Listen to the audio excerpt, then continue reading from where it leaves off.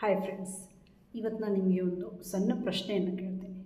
ನೀವು ನಿಜವಾಗಿಯೂ ಅಸ್ವಸ್ಥರಾಗಿದ್ದೀರಾ, ಅನಾರೋಗ್ಯವಾಗಿದ್ದೀರಾ, ಮಾನಸಿಕವಾಗಿದ್ದೀರಾ, ಅಥವಾ ನಿಮ್ಮ ಅಭ್ಯಾಸಗಳು ನಿಮ್ಮನ್ನು ಈ ಥರ ಮಾಡ್ತಾಯಿದ್ದಾವ, ಅಸ್ವಸ್ಥಗೊಳಿಸ್ತಾ ಇದ್ದಾವ, ಅನಾರೋಗ್ಯಕರವಾಗಿಸ್ತಾ ಇದ್ದಾವ? ಯಾಕಂತಂದರೆ ಇಂದು ನಾನು ನೋಡ್ತಾ ಇರೋದು ಒಂದು ಶಾಕಿಂಗ್ ಆಗಿದೆ. ಜನ ರೋಗಗಳಿಂದ ಸಾವನ್ನಪ್ತಾ ಇಲ್ಲ.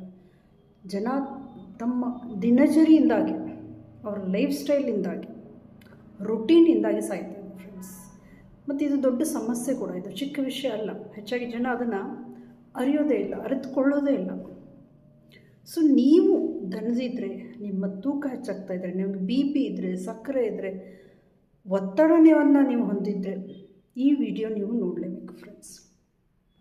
ಸೊ ಇಂದಿನ ಪೀಳಿಗೆ ಏನಿದೆಯಲ್ಲ, ಈ ಪೀಳಿಗೆ ಆಯಾಸ ಆಗಿರ್ಬೋದು, ಒತ್ತಡ ಆಗಿರ್ಬೋದು, ಆತಂಕ ಆಗಿರ್ಬೋದು, ತೂಕ ಹೆಚ್ಚೋಗೋದಾಗಿರ್ಬೋದು, ಥೈರಾಯ್ಡ್ ಆಗಿರ್ಬೋದು, BP ಆಗಿರ್ಬೋದು, ಡಯಾಬಿಟೀಸ್ ಆಗಿರ್ಬೋದು. ಆದರೆ ನೀವು ಪ್ರಾಮಾಣಿಕವಾಗಿ ಹೇಳಿ, ಈ ರೋಗಗಳು ಇದ್ದಕ್ಕಿದ್ದಂತೆ ಬಂದ್ವಾ ನಿಮಗೆ?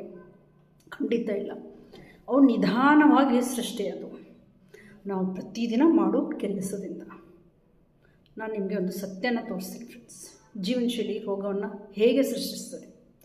ಬೆಳಿಗ್ಗೆ ವಿಜುವಲೈಸ್ ಮಾಡ್ಕೊಳ್ಳಿ. ನೀವು ಬೆಳಿಗ್ಗೆ ಎದ್ದು ಹೇಳ್ತೀರ, ಫೋನ್ ನೋಡ್ತೀರ, ಮೊದಲು ಯಾವುದೇ ಸೂರ್ಯನ ಬೆಳಕಿಲ್ಲ, ಸನ್ ಗೇಸಿಂಗ್ ಮಾಡಲ್ಲ, ಸೂರ್ಯನ ಬೆಳಕಲ್ಲಿರಲ್ಲ, ಸರಿಯಾದ ಪೌಷ್ಟಿಕಾಂಶವುಳ್ಳ ಆಹಾರವನ್ನು ತೆಗೆದುಕೊಳ್ಳಲ್ಲ. ಎಸ್ಪೆಷಲಿ ಬ್ರೇಕ್ಫಾಸ್ಟ್ ಟೈಮಲ್ಲಿ ಖಾಲಿ ಹೊಟ್ಟೆಯಲ್ಲಿ ಚಹಾ ತೆಗೆದುಕೊಳ್ಳೋದು, ಊಟವನ್ನು ಬಿಟ್ಬಿಡೋದು, ಲೇಟಾಗಿ ಊಟ ಮಾಡೋದು, ರಾತ್ರಿ ಲೇಟಾಗಿ ಊಟ ಮಾಡೋದು, ಮಧ್ಯಾಹ್ನ ಬ್ರೇಕ್ಫಾಸ್ಟ್ ಬಿಡೋದು, ಮಧ್ಯಾಹ್ನ ಊಟ ಮಾಡೋದು ಡಯಟಾಗಿ, ಅಥವಾ ಊಟವನ್ನು ಬಿಟ್ಬಿಡೋದು, ಒಮ್ಮೆಲೆ ಅತಿಯಾಗಿ ತಿನ್ನೋದು, ಆಮೇಲೆ ಹೇಳೋದು ಹೊತ್ತಿನ ನಂತರ ಕುಳಿತುಕೊಳ್ಳೋದು, ದೀರ್ಘಕಾಲದ ಕುಳಿತುಕೊಳ್ಳೋದು, ಸೆಡೆಂಟ್ರಿ ಲೈಫ್ ಸ್ಟೈಲು, ಯಾವುದೇ ಒಂದು ಮೂಮೆಂಟ್ ಇಲ್ಲ, ಬಾಡಿ ಮೂಮೆಂಟ್ ಇಲ್ಲ, ವ್ಯಾಯಾಮ ಇಲ್ಲ, ಎಕ್ಸಸೈಸ್ ಇಲ್ಲ, ಆಮೇಲೆ ಮೇಲೆ ಒತ್ತಡ ಬೇರೆ, ನಕಾರಾತ್ಮಕ ಚಿಂತನೆ, ಮತ್ತು ರಾತ್ರಿ ಲೇಟಾಗಿ ಮಲಗೋದು, ಮತ್ತೆ ಮೊಬೈಲ್ ಸ್ಕ್ರೋಲಿಂಗ್ ಮಾಡೋದು, ಅತಿಯಾಗಿ ಭೋಜನ ಮಾಡೋದು, ಅಂದರೆ ಭಾರಿ ಮಸಾಲೆ ಯುಕ್ತ ಜಂಕ್ ಫುಡ್ಡು ಅನ್ನು ಅತಿಯಾಗಿ ತಿನ್ನೋದು ಲೇಟ್ ನೈಟು.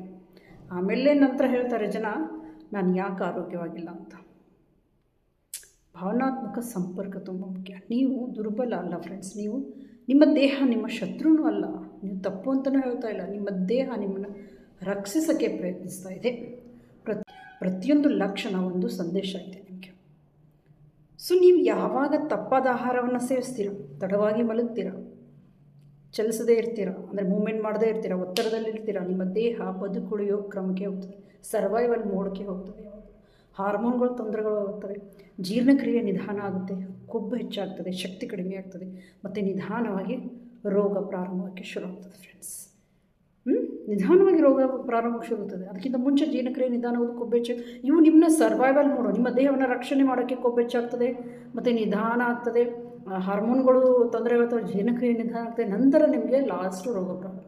ಒಂದೇ ದಿನದಲ್ಲಿ ರೋಗ ಯಾವುದು ಬರಲ್ಲ ಫ್ರೆಂಡ್ಸ್. ಸೊ ದೊಡ್ಡ ಇಲ್ಲಿ ಒಂದು ರಿಯಲೈಸೇಷನ್ ಮಾಡ್ಕೋಬೇಕು ನಾವು ತಕ್ಷಣ. ಆದ್ದರಿಂದ ಎಚ್ಚರಿಕೆಯಿಂದ ನೀವು ಆಲಿಸಿ. ನಿಮಗೆ ಹೆಚ್ಚಿನ ಔಷಧಿಗಳ ಅಗತ್ಯ ಇಲ್ಲವೇ ಇಲ್ಲ ಫ್ರೆಂಡ್ಸ್. ನಿಮಗೆ ಉತ್ತಮ ಅಭ್ಯಾಸಗಳು ಬೇಕಷ್ಟೇ. ನಿಮ್ಮ ರೂಟೀನು, ನಿಮ್ಮ ಹ್ಯಾಬಿಟ್ಸ್ ಚೇಂಜ್ ಆಗಬೇಕು.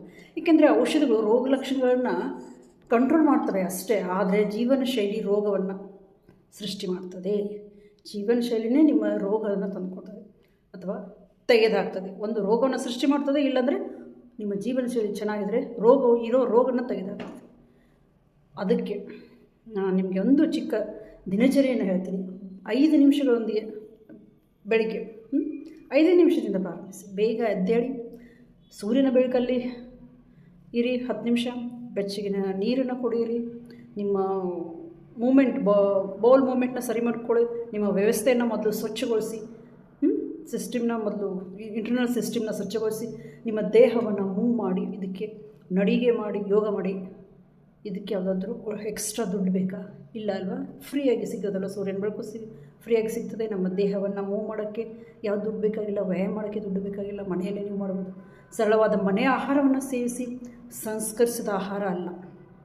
ಬೇಗ ನಿದ್ರೆ ಮಾಡಿ, ನಿಮ್ಮ ದೇಹವನ್ನು ಗುಣಪಡಿಸಿ, ಸಾತ್ವಿಕ ಆಹಾರವನ್ನು ತೆಗೆದುಕೊಳ್ಳಿ. ಆಹಾರದಲ್ಲಿ ಸರಳವಾಗಿದೆ, ಆದರೆ ತುಂಬ ಶಕ್ತಿಶಾಲಿಯಾಗಿದೆ ಫ್ರೆಂಡ್ಸ್. ನಿಮ್ಮ ದೇಹ ಗುಣಪಡಿಸುವ ಶಕ್ತಿಯನ್ನು ಆಲ್ರೆಡಿ ನಿಮ್ಮ ಹತ್ರ ಅದು ಹೊಂದಿದೆ. ಆದರೆ ನೀವು ಅದನ್ನು ಸಪೋರ್ಟ್ ಮಾಡ್ತಾಯಿಲ್ಲ ಅಷ್ಟೇ. ಸೊ ನಿಮಗೆ ನನ್ನ ಕಾರ್ಯಕ್ರಮಗಳು ನಾನು ಏನು ಕಲಿಸೋದು, ಇದನ್ನೇ ಕಲಿಸೋದು. ಮೊದಲು ನಿಮ್ಮ ಬೇಸಿಕ್ ರುಟೀನ್ನ, ನಿಮ್ಮ ಬಾಡಿ ಸರ್ಕ್ಯಾಡಿಯನ್ ರಿದಮ್ನ ಸರಿ ಮಾಡ್ಕೊಳ್ಳಿ.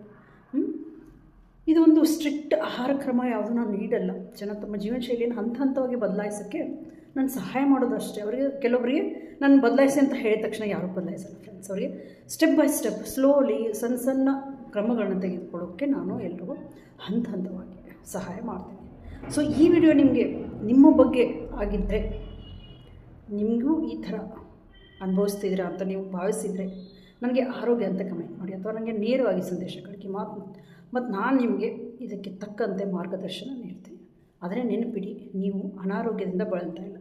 ನೀವು ನಿಮ್ಮ ಅಭ್ಯಾಸಗಳನ್ನು ಬದಲಾಯಿಸಿ ಮತ್ತು ನೀವು ನಿಮ್ಮ ಜೀವನವನ್ನು